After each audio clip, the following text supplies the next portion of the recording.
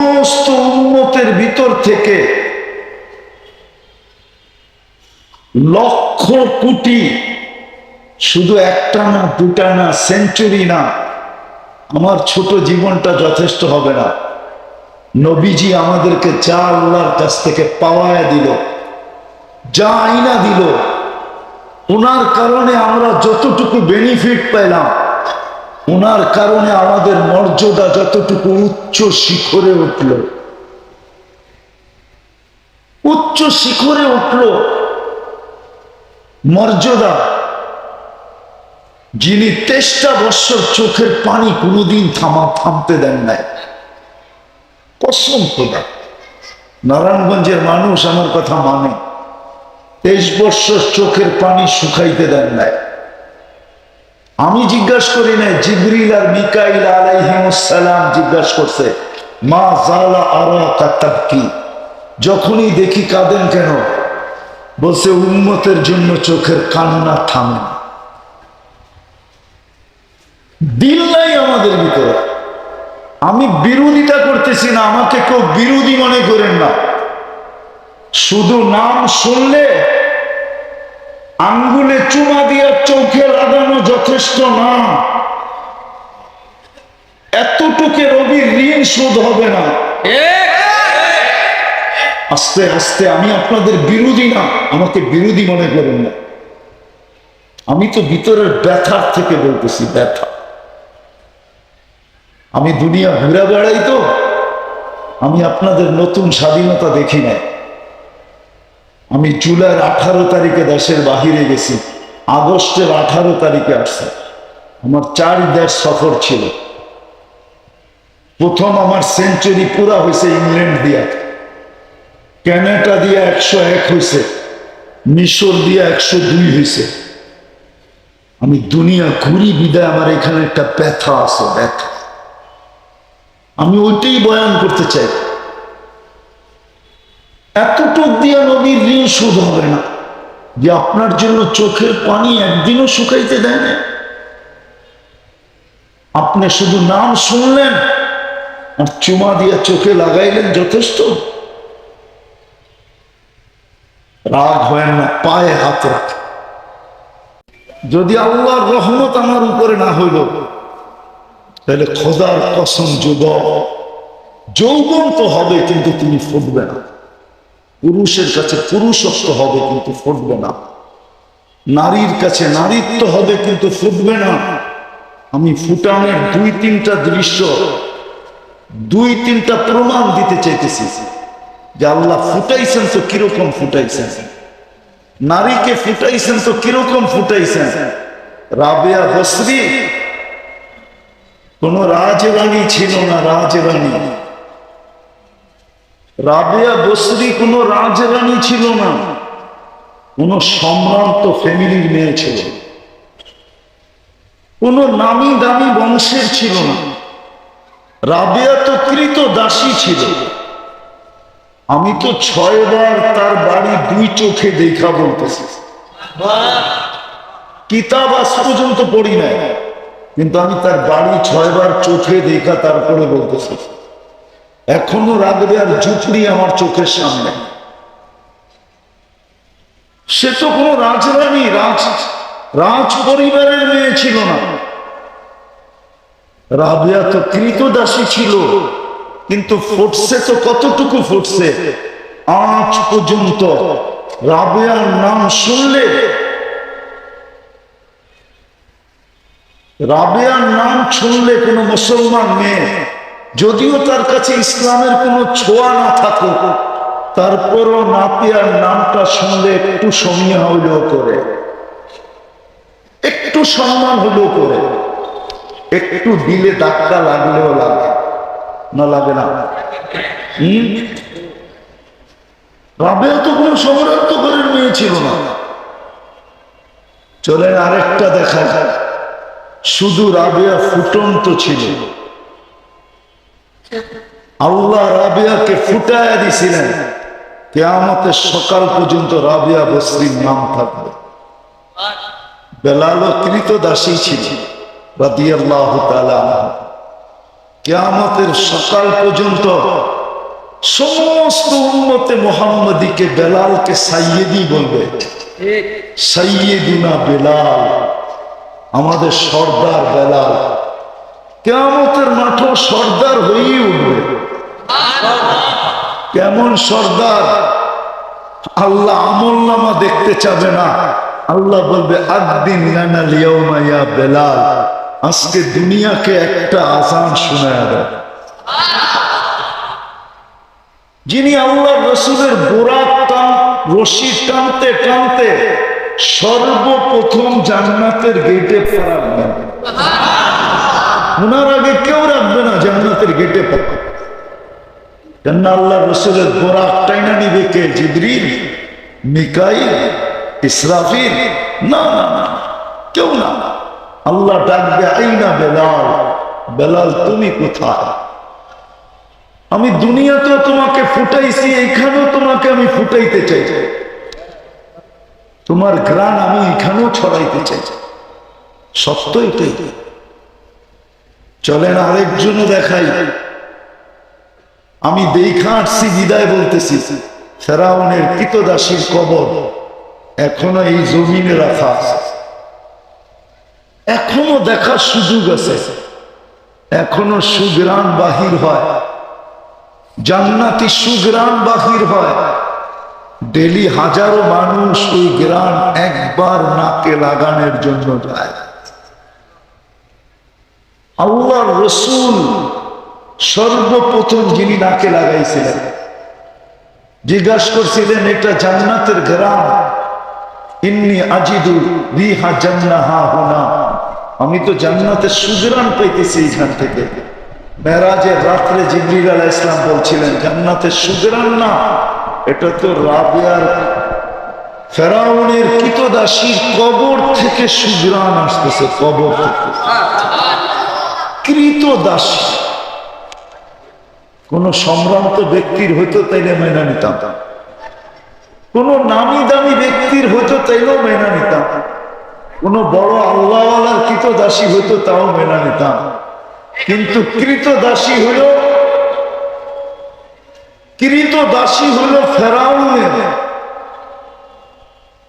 যার চেয়ে বড় দাবিদার কিয়ামত পর্যন্ত কেউ আসবে না। যিনি সবচেয়ে বড় দাবি করছিলেন জমিনে, আনা রব্বুকুমুল আলা, আমি তোমাদের শুধু রব না, রবেরও বাবা। এর কৃতদাসী, কিন্তু ফুটাইছেন আল্লাহ, যার কারণে ঘ্রাণ আজও বাহির হয়, কিয়ামতের সকাল পর্যন্ত বাহির হবে।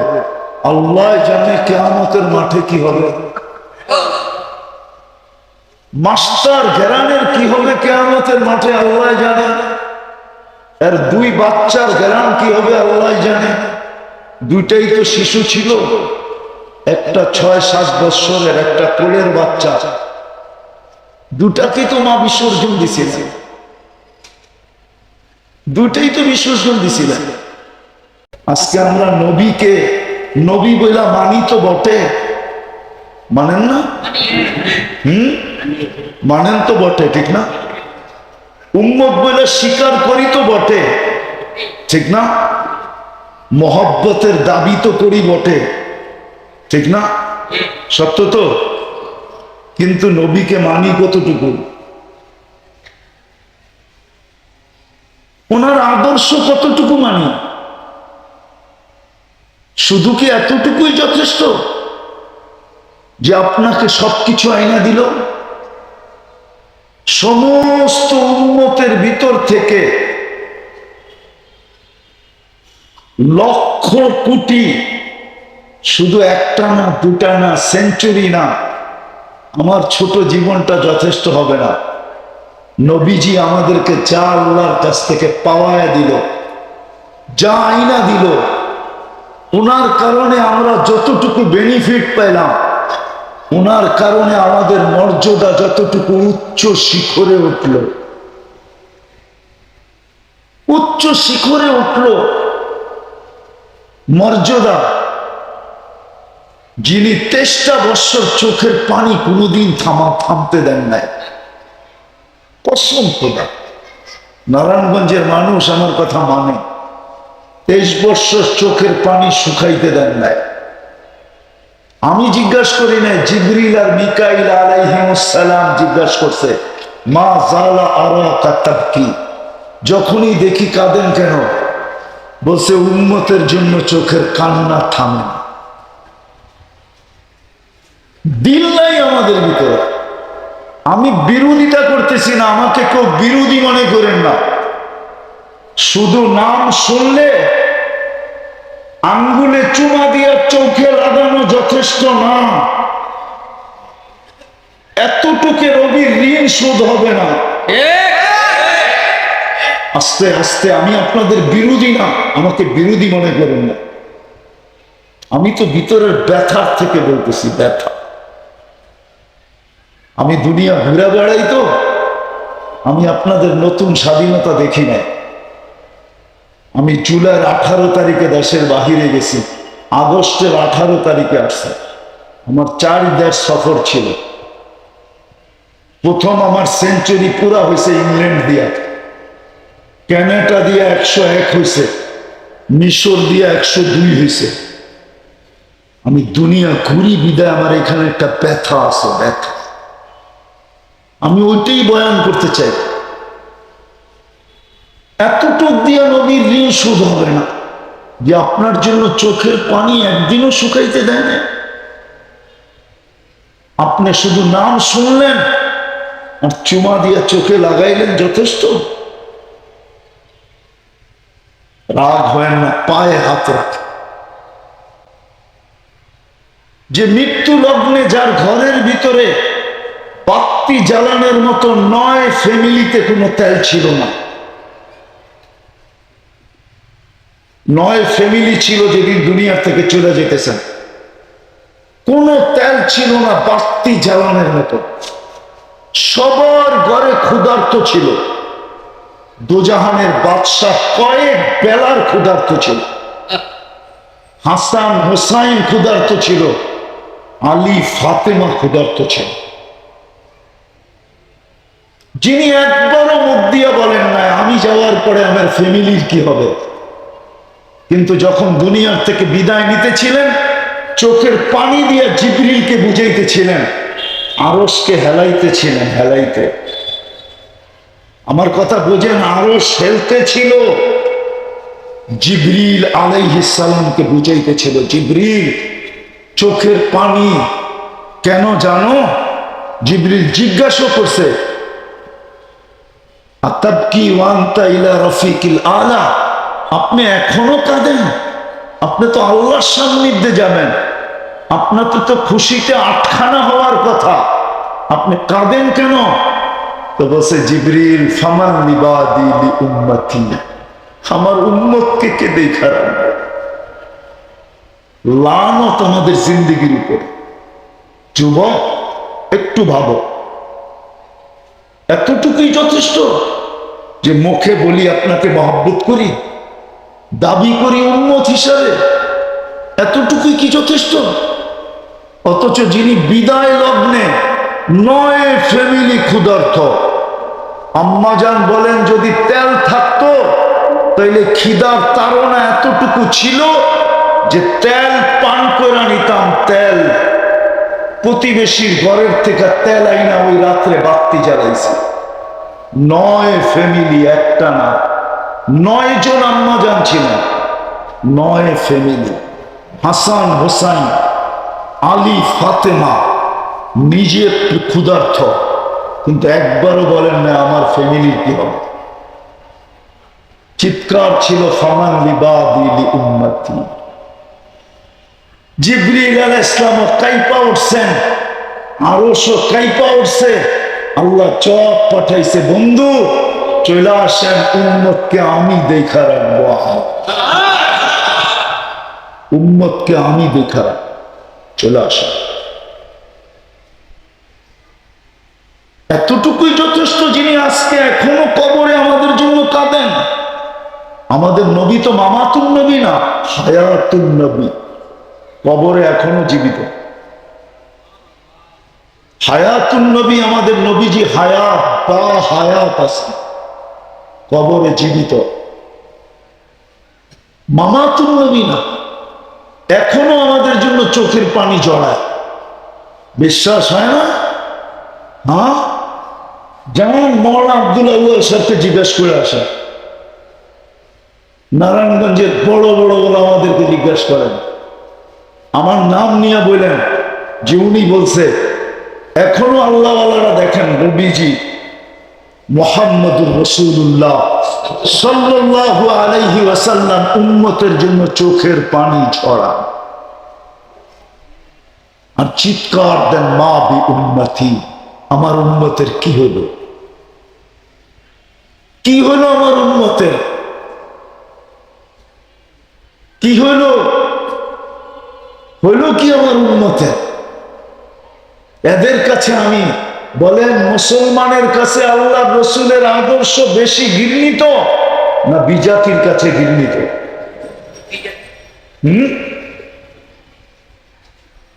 কার কাছে? বিজাতির কাছে।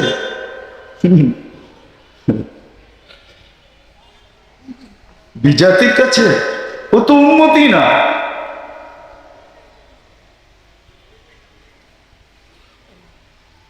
ও তো উন্মতি না, ও তো আলোচ্য বিষয় না, ওকে তো সম্বোধনই করা হয় না, ওকে তো আল্লাহ সম্বোধনই করেন না।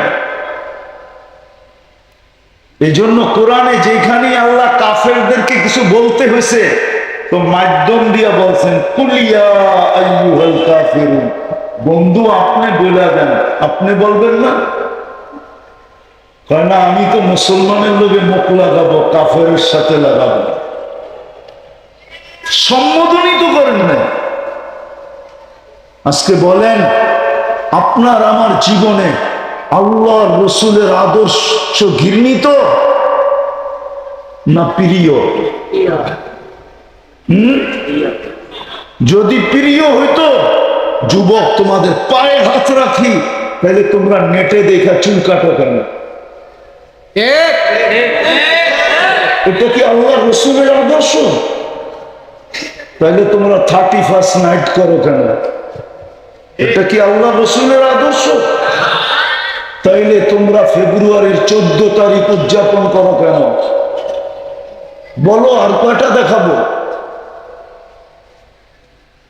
তোমার পোশাক আশাক এমন কেন? মা বোনদের চাল চলন এমন কেন? পুরুষদের অবস্থা এরকম কেন?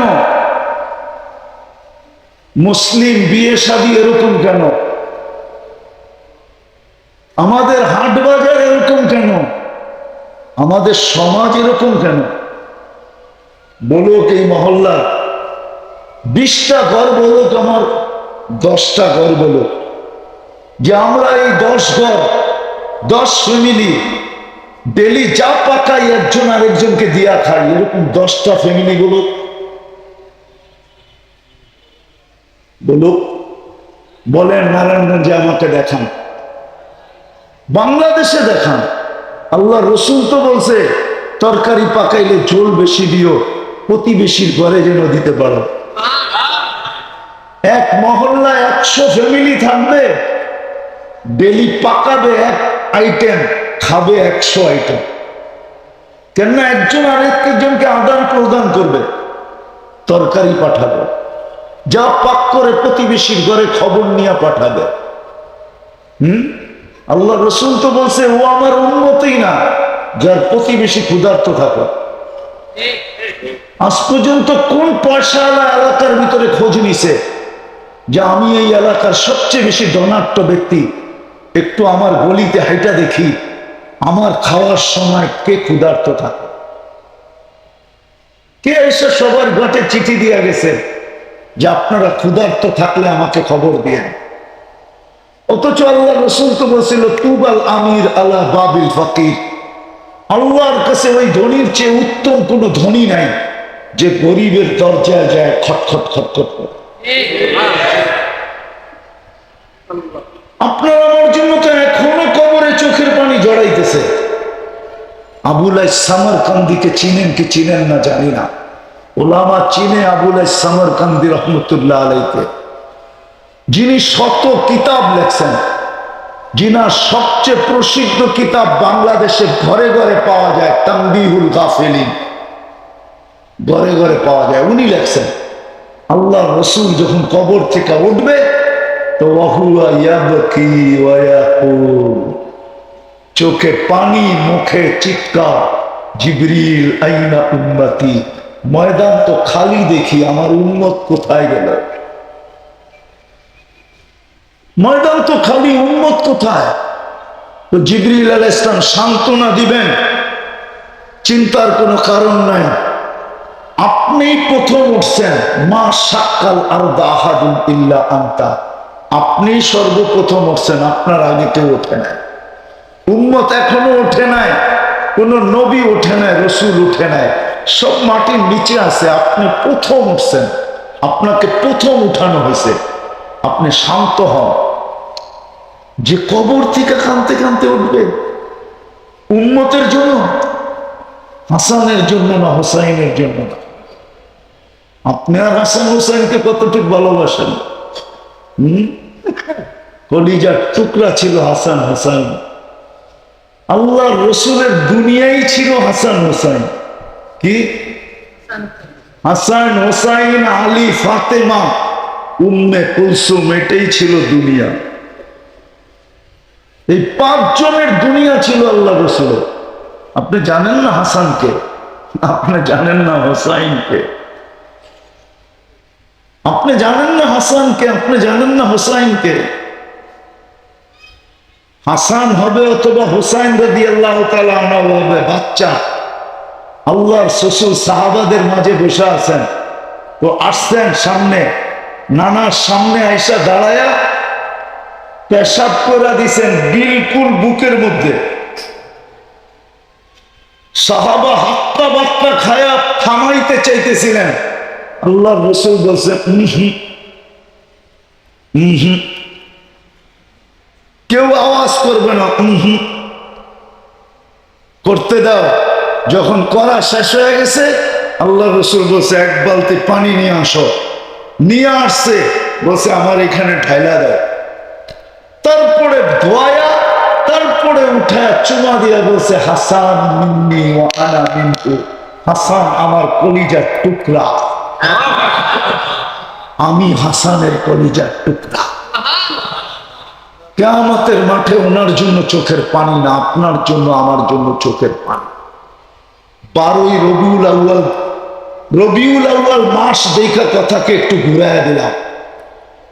কতটুকু ওই রসুলের অনুসারী আমরা, কতটুকু ওই রসুলের ইজ্জত রাখলাম, যিনি আমার জন্য 23 বৎসর কাঁদলেন, যিনি মৃত্যু লাগলে কাঁদলেন, যিনি এখনো কাঁদেন, যিনি কবর থেকে কাঁদতে কাঁদতে উঠবেন, যিনি কিয়ামতের মাঠে ছুটতে থাকবেন।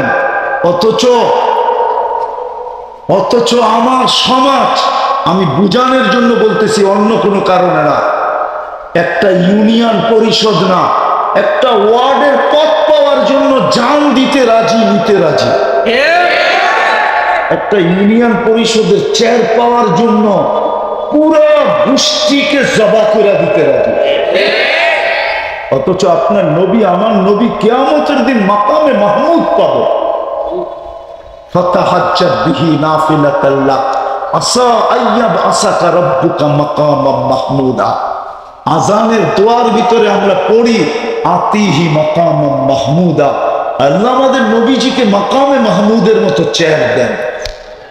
দিবে আল্লাহ, দিবে, নিঃসন্দেহে দিবে, কিন্তু বৈশা দেখবেন না চেয়ারটা কিরকম, শুধু হাত রাইখা দেন, রব্বে কাবার কসম বসবেন। আল্লাহ অভিযোগ করবে, বন্ধু কেন বসেন না? বলছে উম্মতের জন্য 3 জায়গায় ছুটবে কে আমি বসা গেলে? আমি তো হাউজে কাউসারে ছুটব, পিপাসিত উম্মতকে পানি পান করায় পিপাসা নিবারণ করব, তারপরে আর কোনোদিন তার পিপাসা লাগবে না। মান শারিবা ফালা ইয়াজমান বাদাহা আবাদা। আবার আমি মিজানের কাছে দৌড়াইব, পাল্লা রাজকে, তো আপনি প্রতিশ্রুতি দিছেন আমাকে, আমি চাইলে দিবেন, সুপারিশ করলে মঞ্জুর করবেন। আমার চেহারাকে আপনি লজ্জিত হইতে দিবেন না, আমাকে আপনি রাজি করে ছাড়বেন। আমি তো দৌড়াবো মিজানের কাছে, পাল্লা না চকলে ওইখানে হাত উঠায় দিব। যদি পলসেরাতের কাছে আবার দৌড়াবো, যদি ফাইসা যায় থাকে তো দুরুদের গাঠি মাথায় দিয়া পার করায় দিব। আপনার জন্য তো বসবে না, সমস্ত নিজেকে পর্যন্ত ভুলা যাবে। সব নবীরা বলবে নাফসি নাফসি নাফসি নাফসি নাফসি। এরকম কোন নবী নাই, রসুল নাই যে নাফসি নাফসি না বলবে। কিন্তু আপনার আমার নবীজি তো কিয়ামতের মাঠে ছুটবে আর বলবে রব্বি উম্মতি উম্মতি। কতটুকু লাজ রাখলাম, কতটুকু ইজ্জত রাখলাম। মহব্বত তো করি বলি, বটে বলি, কিন্তু কতটুকু নবীর ইজ্জত রাখলাম, কতটুকু লাজ রাখলাম। বলেন কালকে এই চেহারাটা কি করে দেখাবেন? ওনাকে না দেখানো ছাড়া তো জান্নাতে যাওয়া যাবে না। আল্লাহ রসুলকে ফাঁকি দিয়ে আপনি জান্নাতে যাবেন? আল্লাহ রসুলকে অ্যাবাউট করে আপনি জান্নাতে যাবেন? আল্লাহ রসুলের সুপারিশ ছাড়া আপনি জান্নাতে যাবেন? আরে আপনি আমি তো দূরের কথা, ওই পর্যন্ত তো আল্লাহ হিসাব শুরুই করবে না যতক্ষণ পর্যন্ত বন্ধু সেজদায় না পড়বে, না পড়বে, না পড়বে, না পড়বে। কারো হিসাব কিতাব শুরু করবেন। আমি তো আমার তাখাইয়ুলান বলি, সারা দুনিয়া বলবে হিসাব কিতাব হোক, কিয়ামতের মাঠের কষ্ট আর সহ্য হয় না। নবীরা পর্যন্ত বলবে হোক, কিন্তু আল্লাহ বলবে না। যতক্ষণ পর্যন্ত আমার বন্ধু না চাবে হবে না। যখনই সেজদায় পড়বেন আল্লাহ বলবে ইরফা রাসা, মাথা উঠান, আমি নামতেছি। ওই সাফাতে কুবরা ছাড়া আপনি পার হয়ে যাবেন? চেহারাটা কিভাবে দেখাবে যুবক? চুল তো কাটো অন্যের স্টাইলে, পোশাক আশাক তো অন্যের মতো, চাল চলন তো অন্যের মতো। তোমাকে দেখলে তো মনে হয় না তুমি উম্মতে মুহাম্মদী, তুমি নবীর কান্ডারি মনে হয় না, যদিও তুমি মুখে বলো আমি বড় কান্ডারি। সত্য তো এটাই ছিল। আল্লাহর ঘোষণা ছিল ক্যা ওফা তুমনে মোহাম্মদ সে তো হাম তেরে হ্যাঁ, ক্যা ওফা তুমনে মোহাম্মদ সে সাল্লাল্লাহু আলাইহি ওয়াসাল্লাম। কবি তো বলে, হাদিসের তর্জমা তো করছে, তুমি যদি মুহাম্মদুর রাসূলুল্লাহর গোলাম হইলা তো আল্লাহ বলে আমার বন্ধুর গোলাম হতে দেরি, আমি তোমার হতে দেরি হবে না। আমি হব তোমার, তুমি হবে বন্ধু। তুমি হবে, আমি হব তোমার। ये दुनिया क्या चीज है, लौह कलम तेरे हैं। দুনিয়া কি দাম? কয় টাকার দাম দুনিয়া? কয় টাকা? দুনিয়ার দাম আর কয় টাকা? এটাও তো হাদিসে বলা আছে, লাউ কানাতিদ দুনিয়া ইনদাল্লাহি তাদিলু জানাহা বাউদা। যদি এক মশার পরের সমান, যদি ডানার সমান যদি দুনিয়ার দাম সমগ্র সম্পদের সাথে হইতো, মা সাকা কাফিরান শুরবাতা মা, তো কোন খোদাদ্রোহী নাফরমান বেঈমানকে, অমুসলিমকে আল্লাহ এক ঘোট পানি পান করতে দিতেন। এক ঘোট চিনেন? সামান্য গলা বিজানের মতো পানি পান করতে দিতেন না। কেননা দুনিয়াতে কেমিক্যাল দিয়ে পানি বানানো যায়, হাইড্রোজেন অক্সিজেন মিলাইলে পানি হয়, কিন্তু ওই পানি খায়া বাঁচা যায় না। আল্লাহর পানির ভিতরে জীবন দেওয়া আছে, জীবন। ওই জীবন কোনো কেমিক্যাল দিয়ে দেওয়া যায় না, কোনো কেমিস্ট্রির কাছে নাই, কোনো ফ্যাক্টরিওয়ালার কাছে নাই, কারো কাছে ওইটা নাই, যেটা আল্লাহ দিয়া পানির ভিতরে পাঠায়। এক ঘুট পানি পান করতে দিতেন না। তাহলে বোঝা গেল দুনিয়ার দাম আল্লাহর কাছে। কথার শেষ জায়গায় আমি চলে আসছি, এই জন্য মেরে দোস্ত, আল্লাহর রহমত ছাড়া পড়বেন। আল্লাহর রহমত ছাড়া আমরা কি করব না? ফুটবো না। আর যদি না ফুটলাম তা আল্লাহ আমাদের দিকে রহমতের দৃষ্টি দিয়া তাকাবেন। আর যদি নিজেকে ফুটাইতে চান তাইলে আল্লাহ ফুটানের জন্য মুহাম্মদুর রাসূলুল্লাহ সাল্লাল্লাহু আলাইহি ওয়াসাল্লামকে দিছেন। এই জন্যই আল্লাহ বলছে, क्या वफा तूने मोहम्मद से तो हम तेरे हैं। আমার বন্ধুর গোলাম হয়ে দেখো, আমি তোমার হয়ে যাব। এই দুনিয়ার কি দাম? মশার টানার সমান দাম না। সমগ্র জগৎ উঠায়া তোমার হাতে দেয়া দিবে। লৌ তোমার হবে, কলম তোমার হবে, সব সৃষ্টি আমি তোমার অধীন করে দিব। অধীন সব তোমার হাতে উঠায়া দিব। সবকিছুর মালিক তোমাকে বানায় দিব। সর্বশেষ জান্নাত তোমাকে দিয়া দিব।